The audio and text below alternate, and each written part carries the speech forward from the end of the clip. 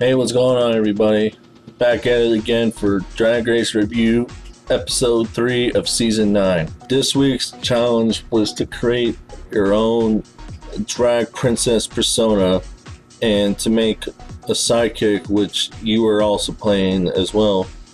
Before I get into that, I wanted to talk about the noticeably absent of the mini challenges. The last time there was a mini challenge on Drag Race was episode 1 of All Stars 2, the reading challenge.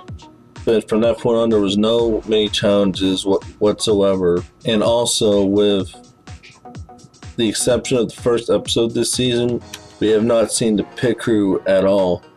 And the pit crew was always involved with the mini challenges because whatever it was, they brought the stuff out. I believe it's signs that the producers are doing whatever they can to try to make the show more mainstream, to try to be Emmy worthy. Which it was awesome that RuPaul won the Emmy for Best Reality Competition Host, but this show is probably never gonna be worthy. Well, it's good. The show's fucking good, but I don't think it's ever gonna be nominated for an Emmy because one, I'm just gonna put it bluntly, the gayness is still pretty much in your face. That's pretty much how it is. But I think the producers are trying to phase that out because we have yet to see the pit crew again. And this also goes with what's been going on with Logo.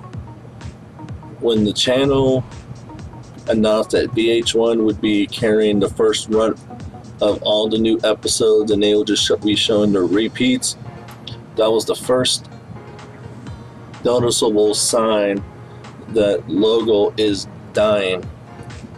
But it's been bleeding since at least 2012, because in 2012 Logo said that it was changing its programming format away from LGBT-driven programming to more cultural stuff.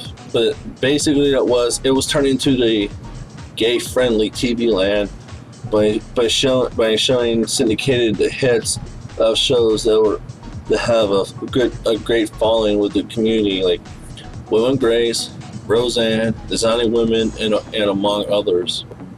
What do you think? And now on to the main challenge. All the queens did a pretty good job, but obviously Kimora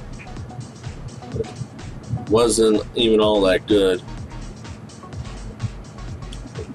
Yeah, her look was good, but it didn't seem like there was any real effort there. And Aja, which when I saw it come out, the first thing that came to my mind was Milan from episode 1 of season 4, the Drag Apocalypse challenge, because that was the first thing that came into my mind with the hair and the makeup. And the one thing that was making me laugh were those sidekicks. The 3 of them were funny. Kimora's monkey was funny just because the way that it looked in its head constantly shifting, it was like, oh my god. Sasha, the Velour's mascot, oh my god, it looked like I don't know its fucking name, but the fucking creature from the Lord of the Rings, Trinity Taylor's sidekick, the starfish, looked like the Lorax, Dr. Seuss's Lorax.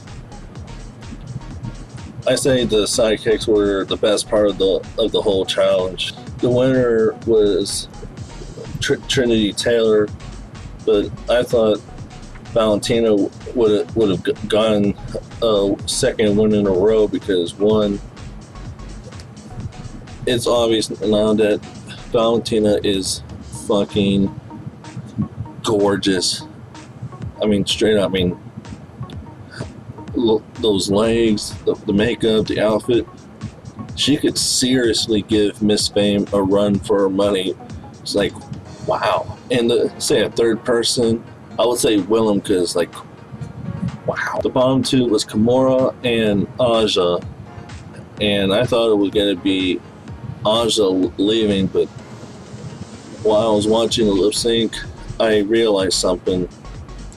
Whenever they show the lip sync for your life, whoever they have the camera on the most means that person is staying.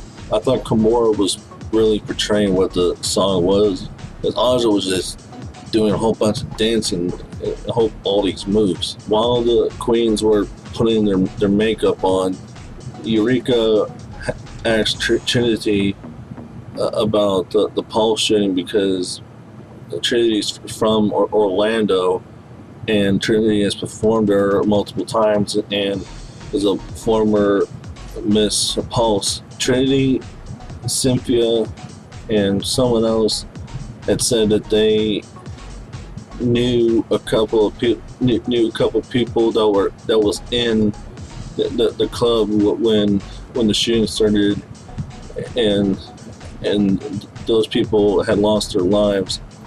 And the thing is, Trinity had literally had performed there 1 week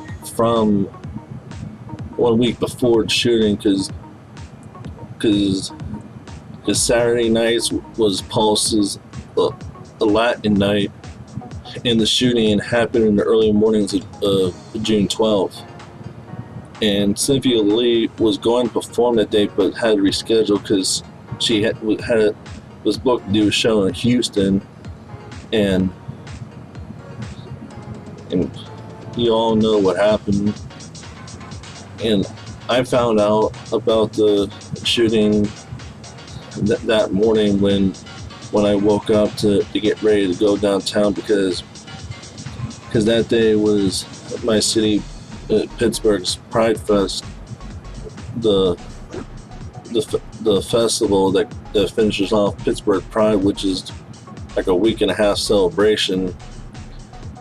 And pretty much the whole time I was down there, and I was on the side where there was on the side where it's more adult oriented, because they divide Liberty Avenue to the more family kid friendly stuff to the more adult oriented stuff.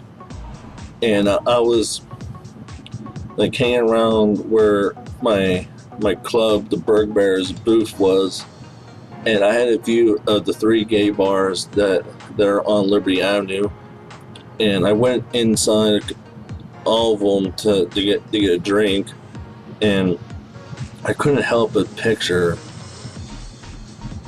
if somebody or a group of people tried to do something,